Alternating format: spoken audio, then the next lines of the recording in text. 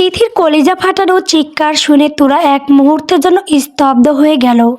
কিন্তু যখনই সে তিথির দিকে তাকালো, তার বুকের ভেতরটা যেন হিম হয়ে এলো। তিথি ফ্লোরে বসে যন্ত্রণায় ছটফট করছে, আর ওর চারপাশটা পানিতে ভিজে একাকার। দৃশ্যটা দেখে তোরা নিজের সবটুকু শক্তি দিয়ে চিৎকার করে উঠল, তিথি, মা, তোমরা কোথায়? তাড়াতাড়ি আসো, জলদি আসো। তোরার গলার সেই আর্তনাদ শুনে রৌশনী খান, তনুজা খান আর হিমি খান রান্নাঘর থেকে হন্তদন্ত হয়ে ছুটে এলেন। ড্রয়িং রুমে ঢুকেই তিথির ওই অবস্থা আর ফ্লোরে ছড়িয়ে থাকা পানি দেখে তাদের আর বুঝতে বাকি রইল না যে তিথির প্রসব বেদনা শুরু হয়ে গিয়েছে। তনুজা খান পাগলের মতো ছুটে এসে তিথিকে দু হাতে আগলে নিলেন, নিজের বুকের সাথে জড়িয়ে ধরে বললেন, মা, কিছু হয়নি তোর, তুই ভয় পাস না, নিজেকে শক্ত রাখ মা, আমরা আছি তো। কিন্তু ব্যথার তীব্রতা তখন তিথির সহ্য ক্ষমতার বাইরে চলে গেছে। সে যন্ত্রণায় কুঁকড়ে গিয়ে আর্তনাদ করে উঠল, আম্মু, প্রচণ্ড ব্যথা করছে, আমি আর পারছি না, মরে যাচ্ছি আমি। পরিস্থিতি বেগতিক দেখে রৌশনী খান কাঁপতে কাঁপতে রৌদ্রের নাম্বারে কল দিলেন। এদিকে রৌদ্র আর আয়ান তখন কেবল ডাক্তারের চেম্বারে ঢুকে কথা শুরু করেছে। হঠাৎ রৌদ্রের ফোনটা বেজে উঠল। স্ক্রিনে বাড়ির নাম্বার দেখে বুকটা ধক করে উঠল তার। অসময়ে বাড়ির ফোন মানেই কোনো দুঃসংবাদ নয়তো। রৌদ্র ডাক্তারকে ইশারায় থামিয়ে দিয়ে কাপা হাতে ফোনটা কানে ধরল। ওপাশ থেকে রৌশনী খানের কান্নায় ভেঙে পড়া কণ্ঠস্বর ভেসে এলো, রৌদ্র, আয়ান, তোরা কোথায়? শীঘ্রই বাড়ি আয়, তিথিরও ওয়েটার ব্রেক হয়েছে, ওর প্রসব বেদনা শুরু হয়ে গেছে। রৌদ্রের হাত থেকে দামি ফোনটা কার্পেটে পড়ে গেল, কিন্তু সেদিকে খেয়াল করার মতো মানসিক অবস্থা তার নেই। আয়ান রৌদ্রের ফ্যাকাশে মুখ দেখে মুহূর্তে অস্থির হয়ে উঠল। তার বুকের ভেতরটা অজানা এক আশঙ্কায় ডিপ ডিপ করছে। সে রৌদ্রের হাত আগড়ে ধরে চিৎকার করে বলল, কি হয়েছে ভাইয়া? বাড়িতে কিছু হয়েছে? তোরা, তিথি ঠিক আছে তো? কথা বলছো না কেন? রৌদ্র শুকনো ঢোক গিলল, তার চোখ দুটো যেন কটর থেকে বেরিয়ে আসতে চাইছে। সে কাঁপতে কাঁপতে আয়ানের দিকে তাকিয়ে অস্পষ্ট স্বরে বলল, আয়ান, তিথির ওয়েটার ব্রেক হয়েছে। মুহূর্তের মধ্যে আয়ানের মনে হলো যেন কেউ তার মাথার উপর বিশাল এক পাহাড় আছড়ে ফেলেছে। সারা শরীর মুহূর্তেই অবশ হয়ে এলো। হাত পা নাড়ানোর মতো ন্যূনতম শক্তিটুকু সে হারিয়ে ফেলল। আয়ানের চোখের মণি স্থির হয়ে গেছে, মুখ দিয়ে কোনো শব্দ বেরোচ্ছে না। রৌদ্র আয়ানের এই অবস্থা দেখে বুঝতে পারল এখন ভেঙে পড়লে চলবে না। সে দ্রুত আয়ানের কাঁধ শক্ত করে ধরে ঝাঁকুনি দিয়ে বলল, আয়ান, শক্ত হ, এভাবে ভেঙে পড়িস না, কিচ্ছু হবে না, তুই ভরসা রাখ, জলদি চল, আমাদের এখনই পৌঁছাতে হবে, কুইক। কথাটা শেষ করে রৌদ্র আয়ানকে এক প্রকার টেনে সোফা থেকে তুলল। আয়ানের পা যেন মাটিতে আটকে যাচ্ছে। সে কোনো বোধশক্তি ছাড়াই যান্ত্রিকভাবে রৌদ্রের সাথে এগিয়ে চলল। রৌদ্র তাকে একরকম টেনে হিঁচড়ে নিয়ে গিয়ে গাড়িতে তুলল। আয়ান গাড়ির সিটে বসে রইল ঠিকই, কিন্তু সে যেন এক জ্যান্ত পাথরের মূর্তিপান আছে, কিন্তু স্পন্দন নেই। চোখ আছে কিন্তু দৃষ্টি নেই। রৌদ্র আর আয়ান ঝড়ের গতিতে বাড়িতে পৌঁছালো।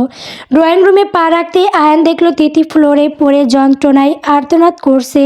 সেই করুণ দৃশ্য দেখে আয়ানের মনে হলো তার পায়ের নিচ থেকে বুঝি মাটি সরে যাচ্ছে। হৃদস্পন্দন যেন এক মুহূর্তের জন্য থমকে গেল। রৌদ্র একবার চট করে তুরার দিকে তাকালো।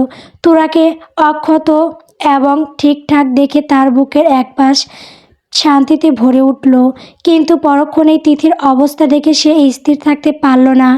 রৌদ্র ক্ষিপ্র গতিতে এগিয়ে গিয়ে তিথির কাঁধ ধরল এবং আয়ানের দিকে তাকিয়ে চিৎকার করে উঠল, আয়ান, কি দেখছিস? তাড়াতাড়ি ধর তিথিকে, এখনই হাসপাতালে নিতে হবে, এক সেকেন্ডও দেরি করা যাবে না। রৌদ্রের চিৎকারে আয়ান যেন সম্ভ্রিত ফিরে পেল। সে পাগলের মতো ছুটে এসে তিথিকে আগলে ধরল। রৌদ্র আর আয়ান দুজনে মিলে অতি সাবধানে তিথিকে পাজা কোলা করে গাড়িতে নিয়ে তুলল। গাড়ির পেছনের সিটে তিথির দুপাশে তনুজা খান আর হিমি খান বসে তাকে শক্ত করে ধরে রাখলেন। তিথির ব্যথায় নীল হয়ে যাওয়া মুখটা দেখে তাদের চোখও ভিজে উঠেছে। রোশনি খান বাড়িতেই থেকে গেলেন তুরার দেখাশোনার জন্য, কারণ এই অবস্থায় তুরাকে একা রাখা নিরাপদ নয়। আয়ান আর রৌদ্র সামনের সিটে উঠে বসলো। রৌদ্র স্টিয়ারিং ধরে পাগলের মতো গাড়ি ছুটিয়ে দিল হাসপাতালের দিকে। রাস্তার জ্যাম, সিগন্যাল কিছুই যেন আজ তাদের আটকাতে পারছে না। পেছনের সিট থেকে তিথির যন্ত্রণা কাতর গঙ্গানি যখনই আয়ানের কানে আসছে, আয়ান ডুগরে কেঁদে উঠছে। তার শুধু একটাই প্রার্থনা, আল্লাহ আমার তিথিকে সুস্থ করে রাখো। হাসপাতালে পৌঁছানোর পর কোনো বিলম্ব না করে তিথিকে দ্রুত অপারেশন থিয়েটারে নিয়ে যাওয়া হলো।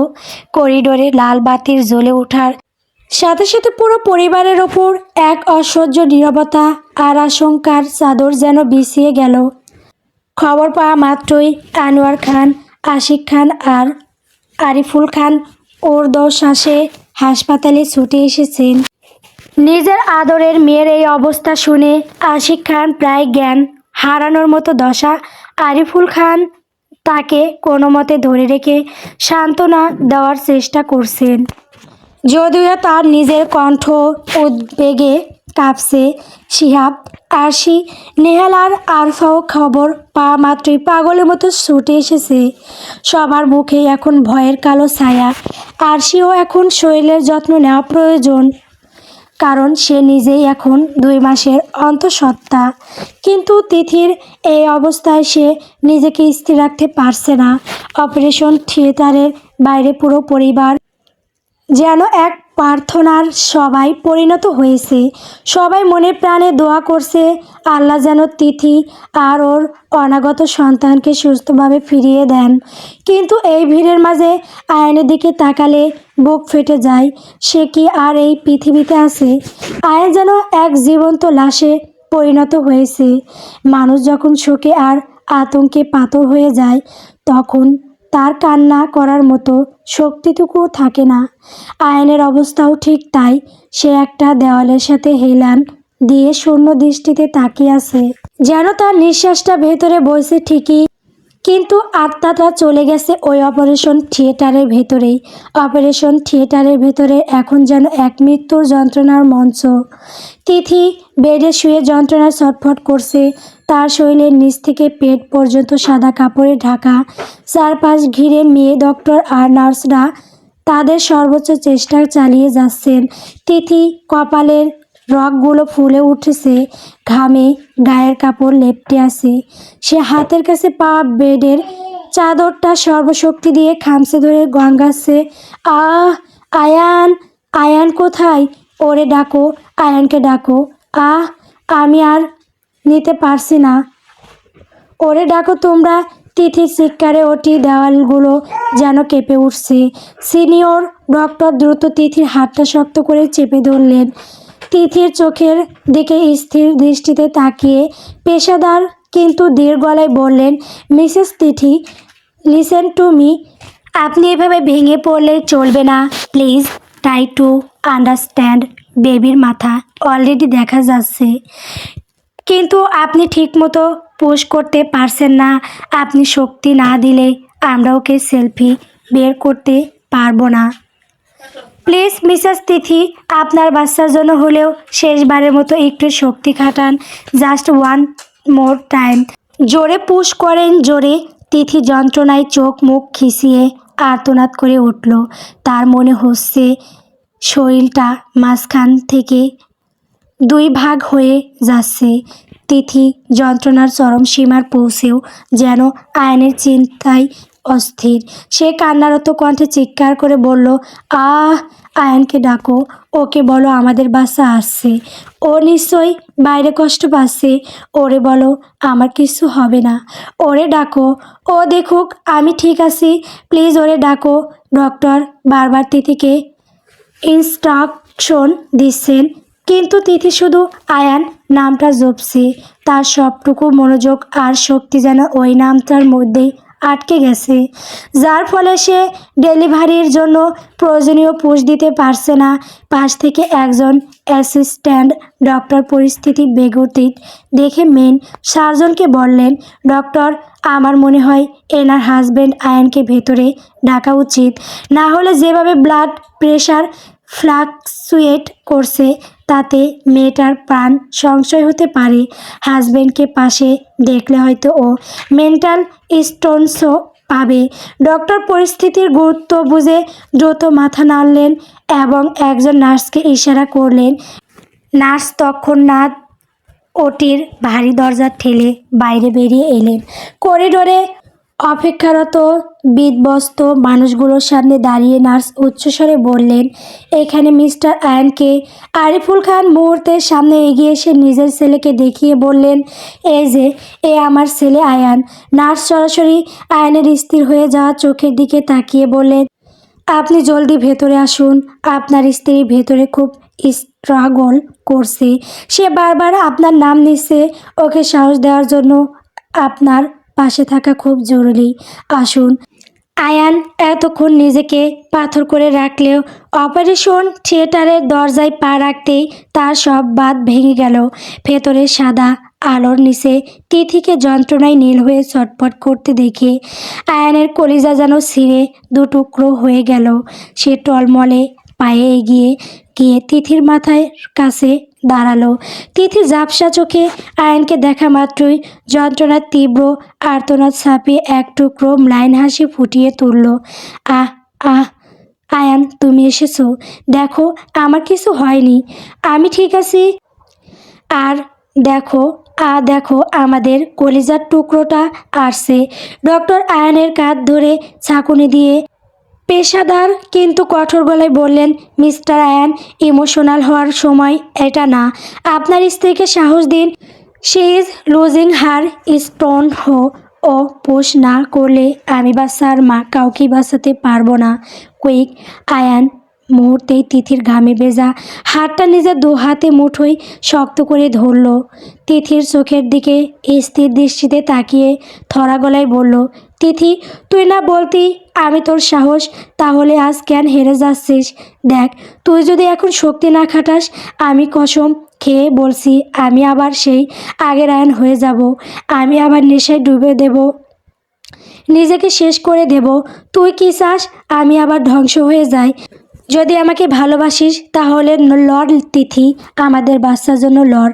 আয়নের এই কঠোর অথচ আর্তনাদ মেশানো কথাগুলো তিথির মস্তিষ্কে বিদ্যুতের মতো কাজ করলো। সে আবারও দাঁতে দাঁত চেপে শক্তি সঞ্চয় করার চেষ্টা করলো, কিন্তু শরীর যখন আর সায় দিচ্ছিল না, তখন আয়ান তিথির কপালে নিজের কপাল ঠেকিয়ে কান্না মিশ্রিত আদুরে গলায় ফিসফিস করে বলল, সোনা আমার জানু, আর একবার, মাত্র একবার জোর দাও। আমার ছোট্ট রাজপুত্র বা রাজকন্যাটা আসার জন্য ছটফট করছে। ও এলে আমরা তিনজন মিলে সারাদিন ছুটি করব। আমি তোমাকে আর কোনো দিন কোনো কষ্ট দেব না। প্লিজ লক্ষ্মীটি, আমার দিকে তাকিয়ে আরও জোরে পুশ করো। তিথি আয়নের চোখের দিকে তাকিয়ে শেষবারের মতো তার জীবনের সবটুকু নির্যাস এক করে এক আকাশ কাঁপানো মরণজয়ী চিৎকার দিল। আয়ান! চিৎকার দিয়েই তিথি নিস্তেজ হয়ে এলিয়ে পড়ল বেডে। অপারেশন থিয়েটারের সেই থমথমে নিস্তব্ধতা ভেঙে মুহূর্তেই বেজে উঠল এক স্বর্গীয় সুর। Wow, wow, wow! একটি সুন্দর প্রাণের আগমনে ওটির বাতাস ভারী হয়ে উঠল। আয়ান কয়েক সেকেন্ড পাথরের মতো দাঁড়িয়ে রইল। তার গাল বেয়ে তখন আনন্দশ্রু গড়িয়ে পড়ছে। সে কাঁপা কাঁপা হাতে তিথির কপালে আলতো করে চুমু খেয়ে ফিসফিস করে বলল, তিথি সোনা আমার, দেখ আমাদের জান পাখিটা চলে এসেছে। ও কাঁদছে তিথি, তুই চোখ খুল, দেখ আমাদের ভালোবাসার জয় হয়েছে। আয়নের আনন্দশ্র মুহূর্তেই আতঙ্কে রূপ নিল। ভাগ্যের কি নির্মম পরিহাস! কয়েক সেকেন্ড শান্ত থাকার পর তিথি আবারও দ্বিগুণ শক্তিতে চিৎকার করে উঠল। তার শরীরটা যন্ত্রণায় দুনুকের মতো বেঁকে যাচ্ছে। আয়ন পুরোপুরি অপ্রস্তুত হয়ে গেল। বাচ্চা তো হয়ে গেছে, তাহলে তিথি আবার এমন করছে কেন? আয়ান এবার ভয়ে কুঁকড়ে গিয়ে তিথির হাতটা নিজের বুকের সাথে চেপে ধরে বাচ্চাদের মতো ডুগরে কেঁদে দিল।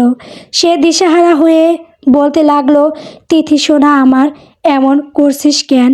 এমন করিস না। পাগলি, তুই এমন করলে আমি যে এখনই মরে যাব। বাসা আমাকে, তোর আয়ানের খুব কষ্ট হচ্ছে। প্লিজ সোনা, আমার চোখ খোল প্লিজ, তাকা একবার আমার দিকে। এভাবে আমাকে যন্ত্রণা দিস না, আমি সইতে পারছি না। ডক্টর তখন মাত্রই প্রথম বাচ্চাটিকে পরিষ্কার করার কাজ শুরু করেছিলেন। হঠাৎ তিথির আকাশ কাঁপানো আর্তনাদ শুনে তিনি চমকে উঠলেন। দ্রুত বাচ্চাটিকে নার্সের কোলে দিয়ে তিনি তিথির কাছে ছুটে এলেন। তিথির কপালে হাত দিয়ে এবং শারীরিক অবস্থা পরীক্ষা করে ডক্টরের চোখ কপালে উঠল। তিনি উত্তেজনায় এবং কিছুটা বিস্ময়ে কপালে হাত দিয়ে বলে উঠলেন, oh shit, she is in labour again, twin baby, আরেকটা বাচ্চা আছে ভেতরে। পুরো অপারেশন থিয়েটারে যেন আবার একটা ঝড়ের আমেজ ছড়িয়ে পড়ল। ডক্টর নার্সদের ইশারা দিয়ে বললেন, quick, prepare for the next one. Mister Ayan, শক্ত হন, লড়াই এখনো শেষ হয়নি। আপনার স্ত্রী যমজ সন্তানের মা হতে চলেছেন। আয়নের পায়ের নিচ থেকে যেন পৃথিবীটা সরে গেল। সে বাকরুদ্ধ হয়ে অপলক দৃষ্টিতে তিথির যন্ত্রণায় নীল হয়ে যাওয়া মুখটার দিকে তাকিয়ে রইল। তার মানে এই কারণেই তিথির পেটটা স্বাভাবিকের চেয়ে অনেক বেশি বড় ছিল। সেখানে একটা নয়, তিলে তিলে বড় হয়ে উঠেছে দুটি ফুটফুটে প্রাণ। সে এক বাচ্চার বাবা হতে এসে এখন দুই বাচ্চার বাবা হওয়ার খবর পাচ্ছে। কিন্তু এই পরম আনন্দের বার্তাও যেন আয়ানের কাছে এক ভয়ঙ্কর কষ্টের পার হয়ে এলো। প্রথম বাচ্চাটাকে পৃথিবীর আলো দেখাতে গিয়ে তিথি যেভাবে নিস্তেজ হয়ে পড়েছে, তার শরীর যেভাবে ভেঙে চুরমার হয়ে গেছে, এখন দ্বিতীয়বার এই মরণপণ যন্ত্রণা সে সইবে কী করে? আয়ান আর নিজেকে সামলাতে পারল না। সে অপারেশন থিয়েটারে সেই গমট অন্ধকারে দুই হাত আকাশের দিকে তুলে আর্তনাদ করে উঠল। তার চোখ ফেটে তখন অশ্রু নামছে। সেই অশ্রুতে কোনো আনন্দের রেশ নেই, আছে শুধু প্রিয়তমা স্ত্রীকে হারানোর ভয় আর আকুতি।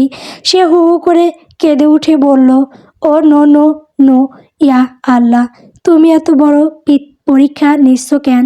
তুমি দয়ালু, তুমি তো এক মায়ের গর্ভে দুটি প্রাণের স্পন্দন দিয়েছিলে, তাহলে আজ সেই মাকে দুটি প্রাণ জন্ম দেওয়ার মতো অলৌকিক শক্তিটুকু দিয়ে দাও মাবুদ। আমার তিথি তো ভেঙে পড়ছে, ও তো আর পারছে না।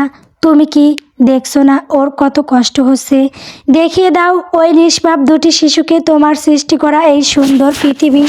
কিন্তু দোহাই লাগে আল্লাহ, ওই দুটি প্রাণের বিনিময়ে ওদের মাকে কেড়ে নিও না, আমার জীবনটা নিয়ে নাও, কিন্তু আমার তিথিকে সুস্থ রাখো। এই অবাগা স্বামীর মুখে হাসি ফোটাও আল্লাহ, আমার ভালোবাসাকে আমার বুকে ফিরিয়ে দাও। আয়ানের এই বুক ফাটা হাহাকার আর প্রার্থনার অপারেশন থিয়েটারে পাথর সম পরিবেশটাকেও যেন বিষণ্ণ করে তুলল। ডক্টর আর নার্সদের চোখেও যেন এক মুহূর্তের জন্য ভিজে এলো।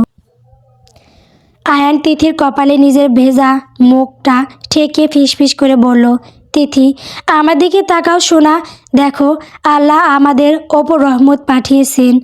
আর একটু কষ্ট করো লক্ষ্মীটি, আমাদের আরেকটা জান পাখি আসার জন্য ছটফট করছে।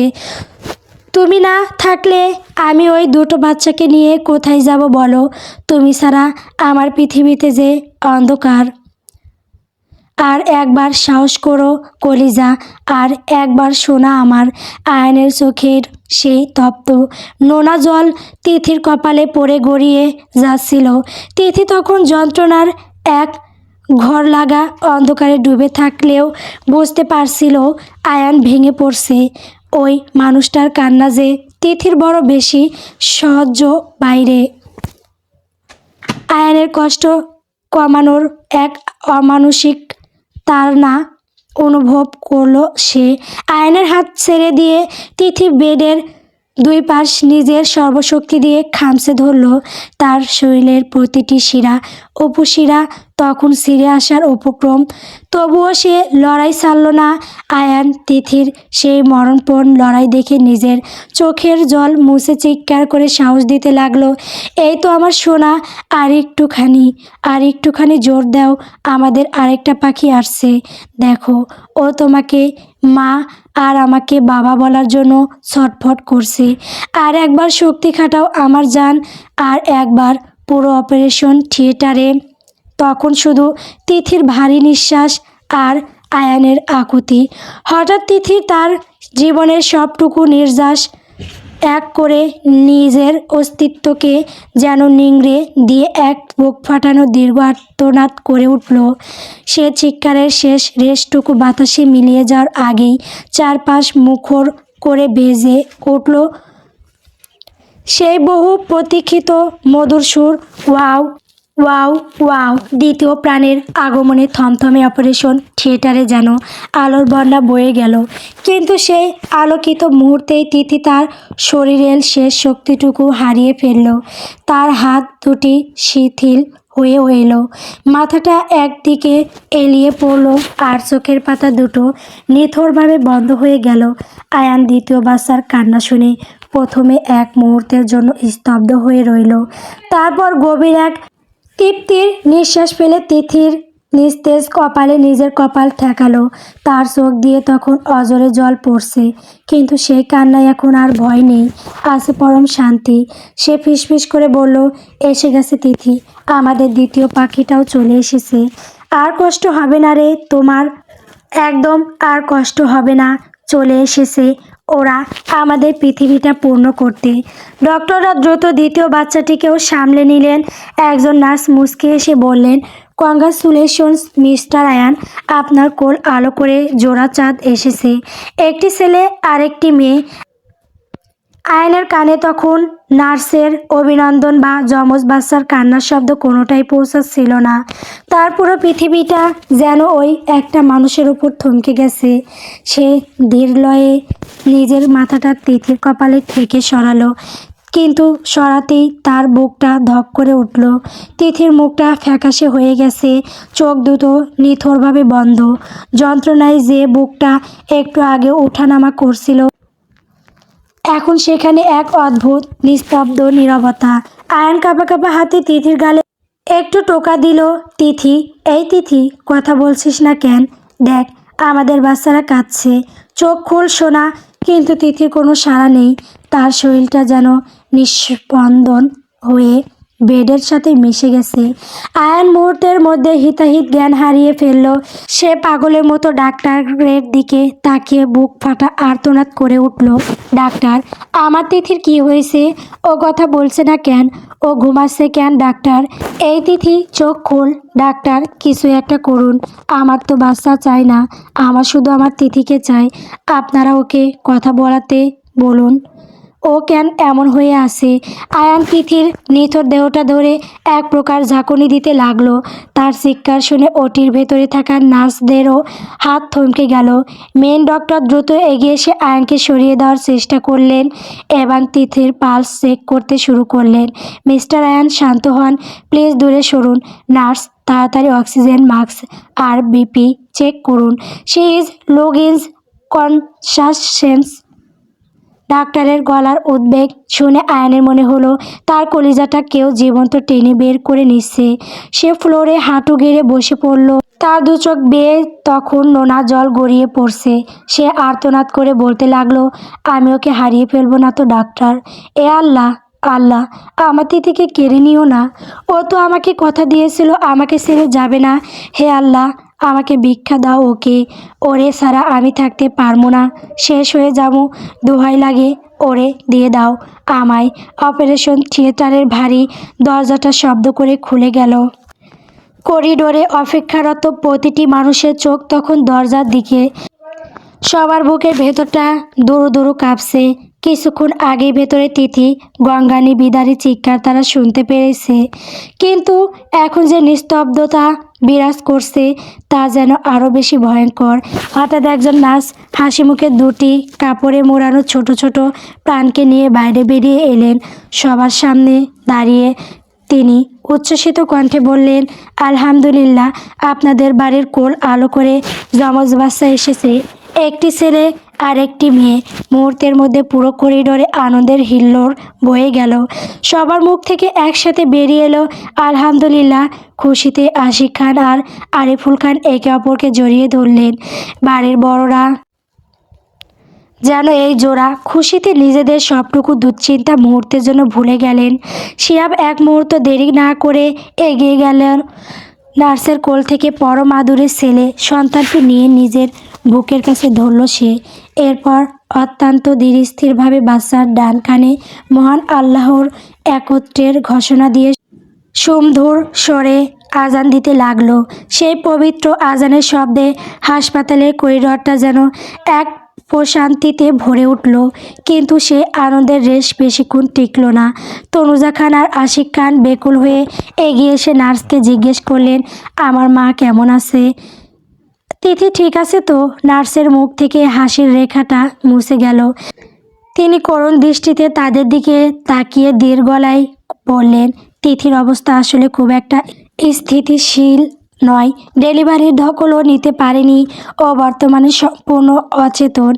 এখন ওকে অক্সিজেন সাপোর্টে রাখা হয়েছে। বাকিটা আল্লাহর হাতে। ওনার জীবনের জন্য আপনারা সবাই দোয়া করুন। কথাটা শোনা মাত্রই আনন্দের সেই রঙিন ঘরটা যেন তাসের ঘরের মতো ভেঙে পড়ল। সবার মুখের হাসি মুহূর্তেই মিলিয়ে গিয়ে সেখানে জমা হলো রাজ্যের ভয় আর বিষাদ। আশিক খান মেয়ের এই অবস্থা কথা শুনে দেওয়ালে ভর দিয়ে ফ্লোরে বসে পড়লেন। তার দু চোখ দিয়ে অজরে জল নামছে। তনুজা খান নিজের আসল মুখ চেপে ডুগরে কেঁদে উঠলেন, ও আল্লাহ, আমার মেয়েটাকে ফিরিয়ে দাও। আমরা যে এ আনন্দ সইতে পারবো না ওকে ছাড়া। এদিকে দুই নতুন প্রাণের কান্নার সুর, আর অন্যদিকে তিথির জন্য পুরো পরিবারের নিঃশব্দ হাহাকার। হাসপাতালের সেই করিডোরটা যেন এক অদ্ভুত ট্র্যাজেডির সাক্ষী হয়ে রইল। রাত তখন গভীর। 12টার স্তব্ধতা চারদিকে। তোরা ব্যালকনির রেলিং ধরে শূন্য দৃষ্টিতে আকাশের দিকে তাকিয়ে আছে। শরীরটা তার খুব একটা ভালো লাগছে না, কিন্তু মনের ভিতর তিথির জন্য যে উদ্বেগ কাজ করছে, তার কাছে নিজের শারীরিক কষ্টগুলো তুচ্ছ। একটু আগেই রৌদ্র ফোন করেছিল। রৌদ্রের কণ্ঠে একই সাথে আনন্দ আর বিষাদ। তিথির যমজ সন্তান হওয়ার খবরটা শুনে তোরার ঠোঁটে হাসি ফুটেছিল ঠিকই, কিন্তু পরক্ষণেই যখন শুনল তিথির অবস্থা ভালো নয়, তখন সেই হাসি মিলিয়ে গিয়ে এক অজানা ভয়ে জেঁকে বসেছে। রৌদ্র প্রতি মিনিটে ফোন দিয়ে তুরার খবর নিচ্ছে, তাকে আশ্বস্ত করছে, কিন্তু তুরার মন মানছে না। সে মনে মনে আল্লাহর কাছে প্রার্থনা করছিল তিথি যেন তার সন্তানদের মুখ দেখার জন্য হলেও ফিরে আসে। বেলকনির ঠান্ডা বাতাসে দাঁড়িয়ে থাকতে থাকতে ক্লান্ত হয়ে তুরা ঘরের ভেতরে আসার জন্য পা বাড়ালো, কিন্তু মাত্র 2 পা এগোতেই হঠাৎ মাথাটা তীব্রভাবে ঘুরে উঠল তুরার। তার শরীরের ভারসাম্য মুহূর্তেই নষ্ট হয়ে গেল। মেঝেতে পা ফেলার শক্তিটুকু সে পেল না। তুরা নিজেকে সামলানোর জন্য হাত পা ছড়ালো, আসবাবপত্র ধরার চেষ্টা করলো, কিন্তু সব ব্যথা ঠাস করে এক বিকট শব্দে সে শক্ত ফ্লোরের ওপর আছড়ে পড়ল। পড়ার সময় তার পেটে প্রচণ্ড এক ঝাঁকুনি লাগলো। সেই তীব্র ধাক্কায় তোরার পেটের ভেতরটা যেন মোচড় দিয়ে উঠল। যন্ত্রণায় তার নিঃশ্বাস বন্ধ হয়ে আসার উপক্রম। তোরা নিজের 2 হাতে পেটটা শক্ত করে চেপে ধরল। মনে হলো হাজার হাজার সুই একসাথে তার শরীরের ভেতরে বিঁধে যাচ্ছে। সে সহ্য করতে না পেরে আকাশ পাতাল কাঁপিয়ে এক আর্তনাদ করে উঠল, আহ আহ। রৌশনী খান রৌদ্র তোরার রুমেই শুয়েছিলেন। সারাদিনের ক্লান্তিতে একটু ঘুমের কারণে চোখ লেগে গিয়েছিল তার, কিন্তু হঠাৎ তোরার গঙ্গানি বিদারী আর্তনাদে রৌশনী খান ঘুমের ঘর থেকেই চমকে ধরফরিয়ে উঠে পড়লেন। তিনি বিছানায় তুরাকে না পেয়ে আতঙ্কিত হয়ে এদিক ওদিক খুঁজতে লাগলেন। তারপর রুমে না পেয়ে দ্রুত বেলকনিতে এসে দেখেন তুরা মেঝেতে শুয়ে পেট আগড়ে ধরে চিৎকার করছে, আর তুরার চারপাশ ঘিরে মেঝেতে রক্ত আর পানি গড়িয়ে পড়ছে। মুহূর্তে রৌশনী খানের পায়ের তলা থেকে যেন মাটি সরে গেল। তিনি হিতাহিত জ্ঞান হারিয়ে তুরাকে ঝাপটে ধরে চিৎকার করে উঠলেন, তুরা, এ কিভাবে হলো? এত বড় সর্বনাশ! হ্যাঁ, তোরা যন্ত্রণায় ঠিক মতো কথা বলতে পারছে না, সে বড় বড় শ্বাস নিচ্ছে। রৌশনী খানের দিকে ঝাপসা চোখে তাকিয়ে সে যন্ত্রণায় কুঁকড়ে গিয়ে বলল, আম্মু, বাচ্চা ভেতরে নড়ছে, খুব লাথি দিচ্ছে আম্মু, আমি আর পারছি না। রৌশনী খানের চোখ বড় বড় হয়ে গেল। তিনি বুঝতে পারলেন তোরার পেটের ভেতরেই তার স্থলি ভেঙে গিয়েছে। হঠাৎ তার নজর গেল তুরার পাশে পড়ে থাকা ফোনটার দিকে। তিনি কাঁপা কাঁপা হাতে ফোনটা তুলে নিলেন এবং এক হাত দিয়ে তুরাকে শক্ত করে ধরে অন্য হাতে রৌদ্রকে কল দিলেন। অন্যদিকে রৌদ্র মাত্র হাসপাতাল থেকে বেরিয়ে গাড়িতে উঠে বাড়ির দিকে আসছিল। সে তখন মাঝ রাস্তায় হঠাৎ ফোন বেজে উঠলে স্ক্রিনে হার্টবিট লেখা দেখে রৌদ্রের মুখে এক চিলতে মুচকি হাসি ফুটল। সে ভাবলো তোরা নিশ্চয় সে কখন ফিরবে তা জানার জন্য কল দিয়েছে। রৌদ্র এক হাত দিয়ে স্টিয়ারিং ধরে অন্য হাতে ফোনটা কানে ঠেকিয়ে হাসি মুখে কিছু বলতে যাবে, ঠিক তখনই ওপাশ থেকে রৌশনী খানের হু হু করে কান্নার শব্দ ভেসে এলো। রৌশনী খান আর্তনাদ করে বললেন, রৌদ্র বাবা, সর্বনাশ হয়ে গেছে রে, তোরা সর্বনাশ হয়েছে, তুই তাড়াতাড়ি বাড়ি আয় বাবা, এখন হাসপাতালে নাম নিলে অনেক বড় অঘটন ঘটে যাবে রে রৌদ্র। জাস্ট এই কথাটুকুই যেন রৌদ্রের হুঁশ জ্ঞান সব কেড়ে নিল। তার শরীরের রক্ত যেন এক মুহূর্তেই হিম হয়ে গেল। রৌদ্র রাস্তার মাঝখানে সজোরে গাড়ির ব্রেক কষল। তার হাতে থাকা ফোনটা পড়ে গেল। সে এমন এক জায়গায় গাড়ি থামিয়েছে যে আশেপাশে অন্য গাড়িগুলো আটকে পড়েছে। তারা অনবরত হর্ন দিচ্ছে আর চেঁচাচ্ছে। সেই হর্ন আর মানুষের চিৎকার শুনে রৌদ্রের যেন হঠাৎ হুঁশ ফিরল। মায়ের কথাগুলো কানে বাজতে সে পাগলের মতো হয়ে গেল। গাড়ির যা স্পিড আছে একদম ফুল দিয়ে সে ঝড়ের বেগে বাড়ির দিকে ছুটল। রৌদ্রের গাড়ি যেন রাস্তায় চলছে না, হাওয়ার উঠছে। রাস্তার কেউ তার গাড়িটা দেখার মতো সুযোগও পাচ্ছে না। এতই দ্রুত গতিতে সে এগোচ্ছে, কেউ দেখার মতো সুযোগই পাচ্ছে না। রৌদ্র বাড়ির সামনে এসে ঝড়ের বেগে গাড়ি থামালো। ব্রেকের শব্দে চারপাশ কেঁপে উঠল। সে পাগলের মতো গাড়ি থেকে নেমে এক দৌড়ে রুমে গিয়ে ঢুকলো। কিন্তু বিছানায় তোরাকে না পেয়ে তার বুকটা ধক করে উঠল। ঠিক তখনই বেলকনি থেকে ভেসে আসা তোরার সেই বুক ফাটা আর্তনাদ শুনে রৌদ্র উন্মাদের মতো সেদিকে ছুটে গেল। বেলকনিতে এসে রৌদ্রের চোখের সামনে যা ভেসে উঠল তা দেখার জন্য সে মানসিকভাবে মোটেও প্রস্তুত ছিল না। সে দেখল রৌশনী খান তোরাকে জড়িয়ে ধরে আছেন আর তোরা যন্ত্রণায় লুটিয়ে পড়ে চিৎকার করছে। চারপাশ রক্তে ভেসে যাচ্ছে, যেন এক বিভীষিকাময় রক্তের বন্যা বয়ে যাচ্ছে মেঝেতে। রৌদ্রের পা কাঁপতে লাগলো। সে হিতাহিত জ্ঞান হারিয়ে তোরার পাশে আছড়ে পড়ল।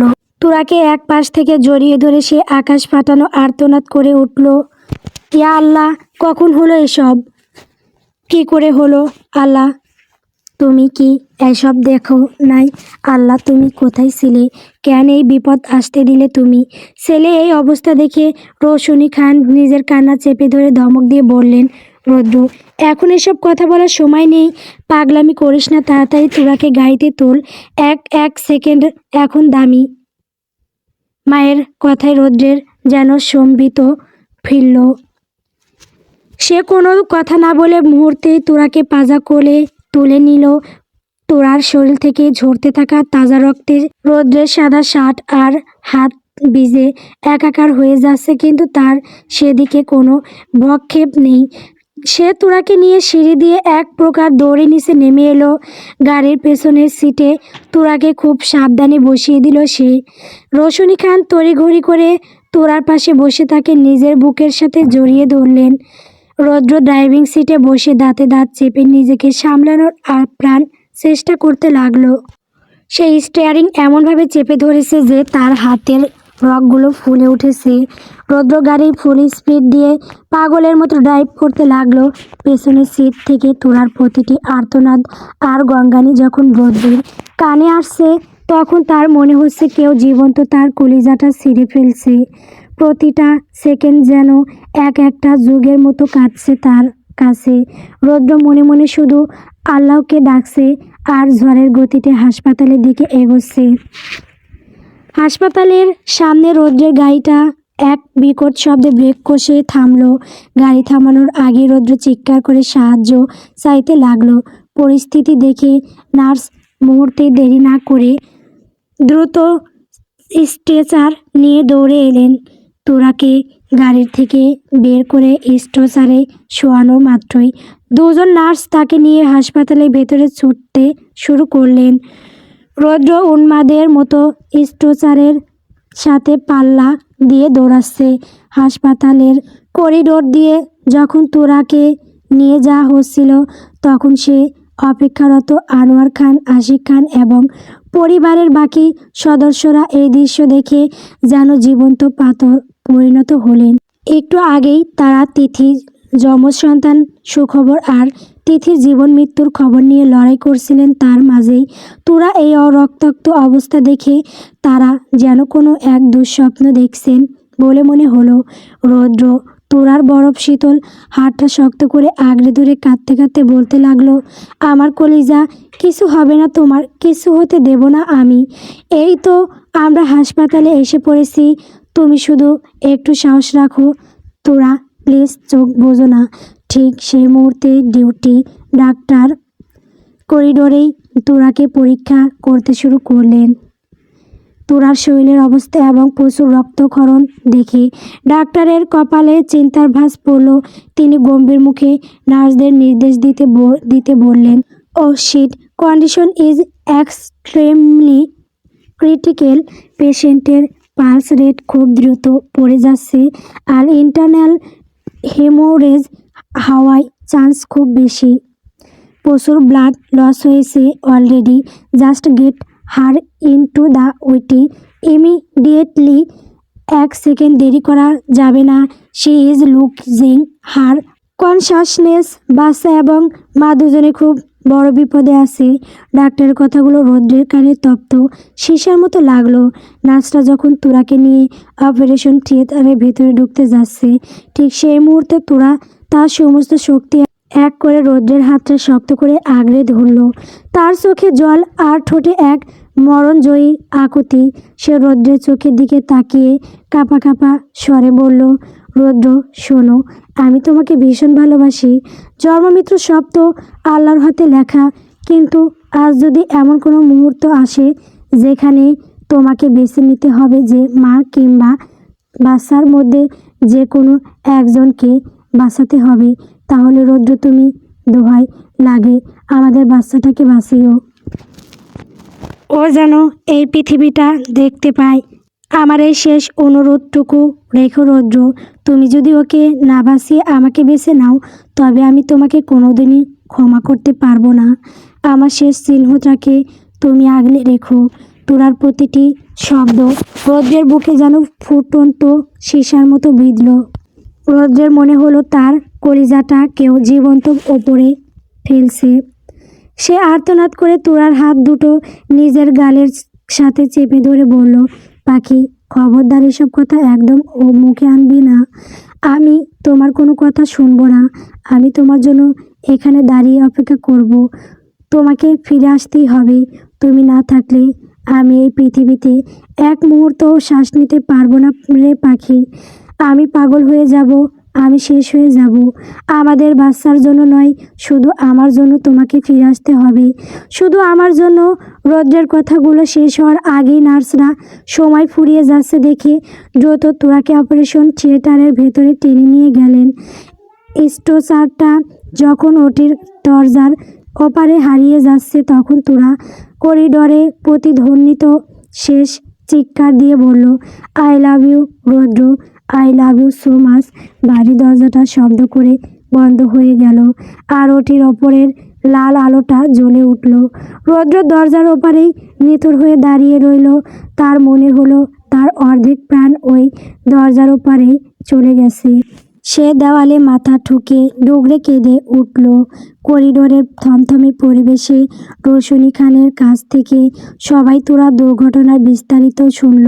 মুহূর্তে পুরো জায়গাটা শুনশানের মতো স্তব্ধ হয়ে গেল। কেউ যেন বিশ্বাসই করতে পারছে না যে একই রাতে একই হাসপাতালে দুই বোন জীবনের শেষ সীমানায় দাঁড়িয়ে মৃত্যুর সাথে পাঞ্জা লড়ছে। আশিক খান আর তনুজা খান নিজেদের সামলাতে পারলেন না। তনুজা খান আর্তনাদ করে ফ্লোরে বসে পড়লেন। আশিক খান ডুগরে কেঁদে উঠে বলতে লাগলেন, আল্লাহ, এ কোন পরীক্ষায় ফেললে আমাদের? দুই মেয়েকে একসাথে আগুনে মুখে ফেলে দিলে আমাদের কলিজা যে পুড়ে ছাই হয়ে যাচ্ছে। রৌদ্র তখন ওটির দরজার সাথে মাথা থেকে নিস্পন্দন হয়ে দাঁড়িয়ে কাঁদছিল। তার সারা শরীর কাঁপছে। শিহাব নিজের চোখে জল মুছে ধীরে ধীরে এগিয়ে এলো। সে রৌদ্রের কাঁধে হাত রাখতেই রৌদ্র চমকে দেওয়াল থেকে মাথা তুলল। শিহাবের করুণ মুখটা দেখা মাত্রই রৌদ্রর সব বাঁধ ভেঙে গেল। সে পাগলের মতো শিহাবকে জড়িয়ে ধরে বাচ্চাদের মধ্যে দুগড়ে কেঁদে উঠল। শিহাব, বল না রে, এসব কি হচ্ছে আমার সাথে? আমি তো নিজের চোখে সন্ধ্যায় দেখলাম তোরা একদম সুস্থ। কিছুক্ষণ আগেও ফোনে আমার সাথে কথা বললো। তাহলে হঠাৎ কি এমন হলো যে আমার সাজানো পৃথিবীটা এভাবে তছনছ হয়ে যাচ্ছে? কেন এমন হলো রে শিহাব, কেন? রৌদ্রের কান্নায় করিডোরে বাতাস ভারী হয়ে উঠল। সে শিহাবের শার্ট খামচে ধরে হাহাকার করে বলতে লাগলো, আমি আর নিতে পারছি না রে।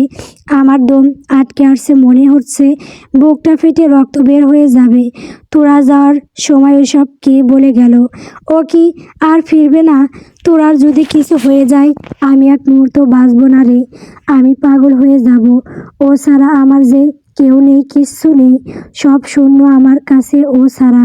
ও না আসলে আমিও শেষ হয়ে যাব। ও আমার নিঃশ্বাস, যদি ওই নিঃশ্বাস বন্ধ হয়ে যায় তাহলে তো নিঃশ্বাস ছাড়া আমিও শেষ হয়ে যাব। শিহাব রৌদ্রের পিঠে পরম মমতায় হাত বুলাতে লাগলো। রৌদ্রের এই বিধ্বস্ত রূপ সে আগে কখনোই দেখেনি। পাথরের মতো শক্ত মানুষটা আজ খড়কুটোর মতো ভেঙে পড়েছে। শিহাব রৌদ্রকে নিজের বুকের সাথে চেপে ধরে সান্ত্বনা দিয়ে বলল, শান্ত হ রৌদ্র, নিজেকে এভাবে শেষ করিস না, ভেঙে পড়িস না ভাই। বিপদ যেহেতু এসেছে, তবে জানবি সেই বিপদ কাটানোর মালিকও আল্লাহ। আল্লাহকে ডাক, তার ওপর ভরসা রাখ, দেখবি সব ঠিক হয়ে যাবে। তুই যদি এখন এভাবে ভেঙে পড়িস তবে বাকিদের কে সামলাবে? নিজেকে একটু শক্ত কর রৌদ্র, একটু শক্ত হ। রৌদ্রের কান্না যেন বাদ মানছে না। তার দু চোখ দিয়ে অজরে জল নামছে। পরিবারের ছোট বড় সবাই স্তম্ভিত হয়ে রৌদ্রের দিকে তাকিয়ে আছে। তারা রৌদ্রকে ছোটবেলা থেকে দেখেছে ভীষণ গম্ভীর, শান্ত আর সাহসী এক যুবক। বড় হওয়ার পর পরিবারের কেউ কখনো রৌদ্রের চোখে জল দেখেনি। সেই রৌদ্র আজ হাসপাতালের করিডোরে সবার সামনে ডুগরে কাঁদছে, যা দেখে উপস্থিত সবার বুক ফেটে যাচ্ছে। হঠাৎ অপারেশন থিয়েটারের ভেতর থেকে তুরার তীব্র এক আর্তনাদ করিডোরে প্রতিধ্বনিত হয়ে এলো। সেই চিৎকারে যেন অপারেশন থিয়েটারের দেওয়ালগুলো কেঁপে উঠল। যন্ত্রণায় তোরা যখনই চিৎকার করে উঠছে, রৌদ্রের কান্নার বেগ তত গুণ বেড়ে যাচ্ছে। সে দুই কানে হাত চেপে ফ্লোরে মাথা ঠেকিয়ে চিৎকার দিয়ে উঠল, তোরা সইতে পারছে না রে। আল্লাহ, ওর সব কষ্ট আমাকে দিয়ে দাও। তুমি ওকে আর কষ্ট দিও না আল্লাহ। তোরা রৌদ্রের প্রতিটি আর্তনাদে যেন হাসপাতালে বাতাস ভারী হয়ে উঠেছে। রৌশনী খান নিজের চোখের জল মুছতে মুছতে ছেলের পাশে এসে বসলেন। রৌদ্র মায়ের কোলের ওপর মাথা রেখে আছড়ে পড়ে বাচ্চাদের মতো হাওমাও করে কাঁদতে কাঁদতে বলল, মা, ও মা, ও ওভাবে চিৎকার পারছে কেন? ও মা, ওকে বলো না এভাবে চিৎকার যেন না দেয়। ওর চিৎকার যে আমার বুকের ভেতরে এসে লাগছে, বুকটা যে ফেটে যাচ্ছে। ও কি বুঝতে পারছে না আমার কতটা কষ্ট হচ্ছে? মা, ওকে বলো না এইভাবে চিৎকার যেন না দেয়। আমি সইতে পারছি না। মাগো, তোমার ছেলেটার বুকের ভীষণ কষ্ট হচ্ছে, শান্তি পাচ্ছে না। কারণ তোমার ছেলে সব শান্তি ওই অপারেশন থিয়েটারে ভেতরে আছে। মা, ও মা, মাগো, কথা বলছো না কেন? তুমি শুনতে পাচ্ছ তোমার ছেলের হাহাকার? তুমি আল্লাহকে বলো না আমার তোরাকে যেন কষ্ট না দেয় সব কষ্ট আমাকে দিয়ে দিতে বলো, সব নিঃশব্দে সহ্য করব, কিন্তু ওর কষ্ট যে আমি সইতে পারছি না মাগো, পারছি না আমি, তোমার ছেলে পারছে না মা, সইতে পারছে না। পুরো করিডোরে এক হাহাকার পড়ে গেল। এক ভাই আয়ান তিথির জন্য কাঁদছে, আর অন্য ভাই রৌদ্র তুরার জন্য বুক ফেটে হাহাকার করছে। দুই ভাইয়ের এক করুণ দশা দেখে বিধাতাও যেন আজ চোখের জল ফেলছেন। কিছুক্ষণ মধ্যে অপারেশন থিয়েটারের দরজাটা এক সময় শব্দ করে খুলে গেল। করিডোরের প্রতিটি মানুষ যেন নিঃশ্বাস বন্ধ করে সেদিকে তাকিয়ে রইল। ডাক্তার যখন বেরিয়ে এলেন তার চোখে মুখে ফুটে ওঠা অসহায়ত্ব দেখে পরিবারের সবার মনে এক নতুন ভীতি জেগে বসল। আনোয়ার খান টলমলে পায়ে এগিয়ে গিয়ে কাপা গলায় জিজ্ঞেস করলেন, ডাক্তার তোরা কেমন আছে? সব ঠিক আছে তো?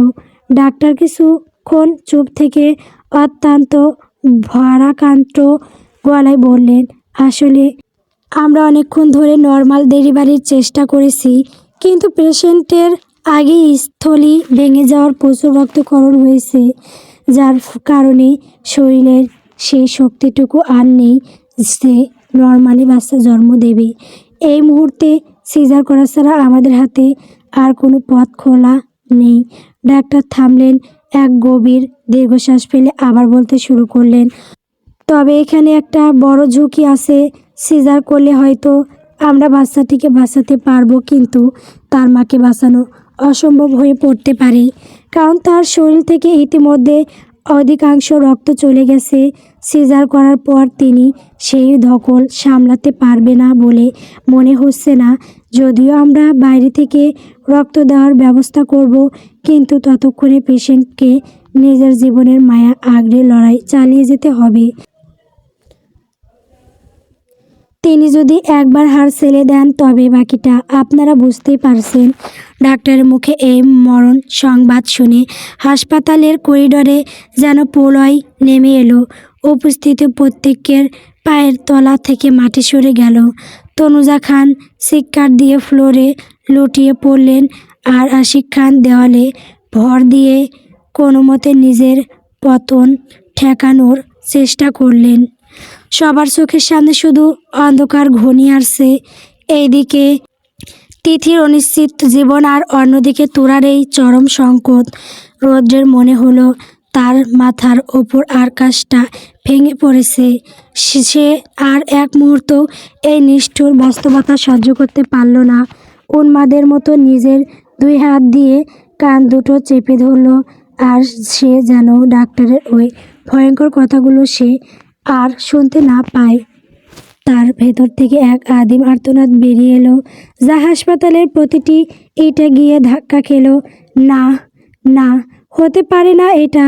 ও আল্লাহ, ইয়া মাবুদ, তুমি আমাকে মেরে ফেলো। গল্প নির্লজ্জ ভালোবাসা। গল্পটি কেমন হয়েছে কমেন্ট করে বলবেন। পরবর্তী পর্ব পাওয়ার জন্য অবশ্যই আমার চ্যানেলটিকে সাবস্ক্রাইব করবেন। ধন্যবাদ।